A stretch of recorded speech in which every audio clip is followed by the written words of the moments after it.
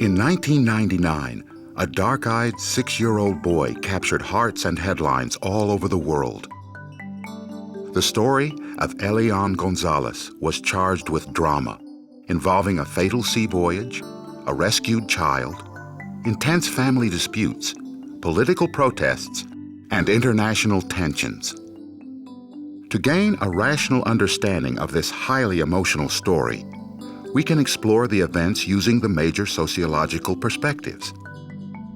Sociological perspectives can be very important in analyzing emotional issues because they show us how our emotions are in fact socially constructed. We always try as sociologists to take a step back and look at a situation as if we were not part of the events or the situation. It's not easy. It's not easy, and it's a challenge of sociology because on all the social sciences we are part of the world that we study. I think sociologists can also say things about societies or groups or collectivities that are in highly emotional states. That was certainly the case with the Elian Gonzalez situation, in which both in Miami and in Cuba, people were highly emotional about it. But there were some patterns as to their emotion and the way those things were manifest in the population. And sociologists study precisely patterns of human behavior. And those of us who studied the Cuban-American community and Cuba for a while, when this entire incident of Elian Gonzalez broke out, we were expecting certain things to happen, and largely those things took place because we were used to seeing patterns. Many in Miami's Cuban community immigrated to America the same way Elian did, via a treacherous ocean journey aboard rickety, unseaworthy boats. Most Cuban Americans oppose Fidel Castro's regime in Cuba and feel very strongly about their new identity as Americans. New immigrants who reach the United States are welcomed as the community celebrates another successful escape from Cuba. On Thanksgiving Day, 1999, one such immigrant was discovered floating on an inner tube off the coast of Florida. It was a young boy, just 5 years old, exhausted, dehydrated, and barely coherent. His name was Elian Gonzalez. The evening news carried the story, and immediately donations, toys, and clothes began pouring into the hospital for Elian. His American relatives were located, and Elian was released into their custody. Elian's father, back in Cuba, learned that his ex-wife had died during the journey and that his son was in America. He wanted Elian to return to Cuba to live with him, but Elian's American relatives wanted to keep him in the United States. They appealed to the immigration office to grant Elian asylum, despite the wishes of his father. To protect poor Elian Gonzalez from being forcibly returned to Cuba against his will, and to prevent him from facing future persecution. The Gonzalez family, the Miami community, and the entire nation were divided as to what the best course of action was for Elian as 1999 turned into the year 2000. Elian's father flew to the U.S. to try to get his son back. Meanwhile, in Cuba, crowds demonstrated for the return of Elian to his homeland. On April 22, 2000, federal agents, acting on orders from Attorney General Janet Reno, forcibly took Elian into custody and reunited him with his father. The seizure of Elian made for some dramatic and disturbing photos. The bond between a father and son. Juan Miguel Gonzalez wants to be with his son, and that will happen now.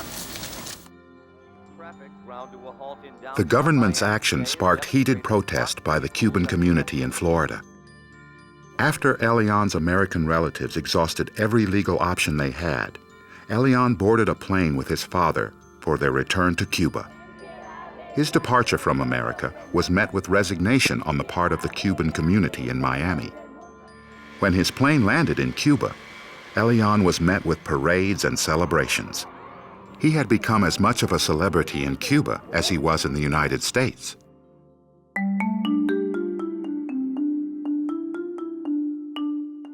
What issues in the story of Elian Gonzalez would functionalism address? From a functionalist perspective, it was very clear that the government had a particular function to play in the case of Elian Gonzalez. And really what it did was more than just uphold the laws that had to do with things like custody and so forth. It really upheld some basic values that Americans have that have to do, for example, with where children should live and who should be in charge of children. And Elian Gonzalez had one surviving parent, and that surviving parent had every indication that he was a loving father, was able to take care of him. And the values of our society said that's who Elian Gonzalez should be with.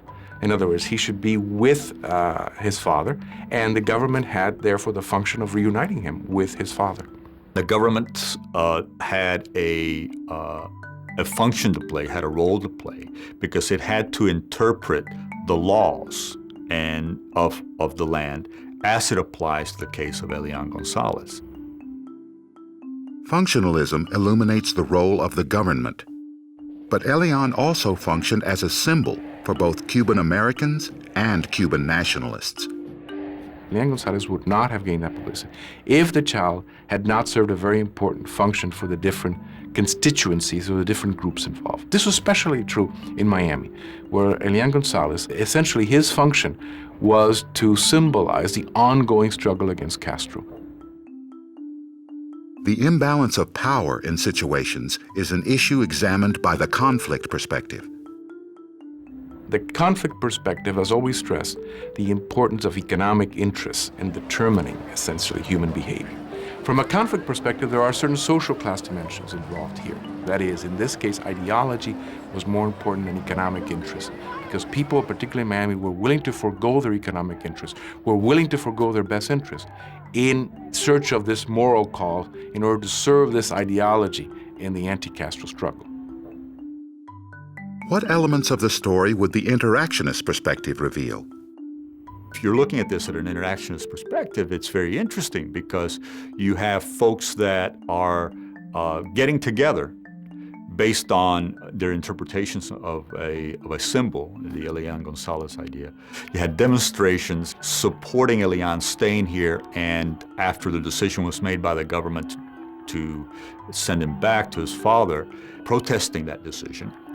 Both in Miami and in Havana, the child was a symbol, and people reacted to Elian Gonzalez as that symbol. For Cuban Americans, he was a symbol of the struggle against Castro and the fact that Castro was not going to win this battle, that they were going to win it, that the child was going to stay here. For Cuba, it meant defeating the U.S., essentially defeating the Cuban American community, in this case, by having the child returned. He was a symbol all along, and people interacted around the issue of Elian Gonzalez on the basis that he was all along a symbol. The story of this young boy was a story that spoke to many people, that evoked passionate feelings, that stirred to action the citizens of two nations. To understand the effects of Elian's story, to understand how it continues to shape our society, we can use the sociological perspectives.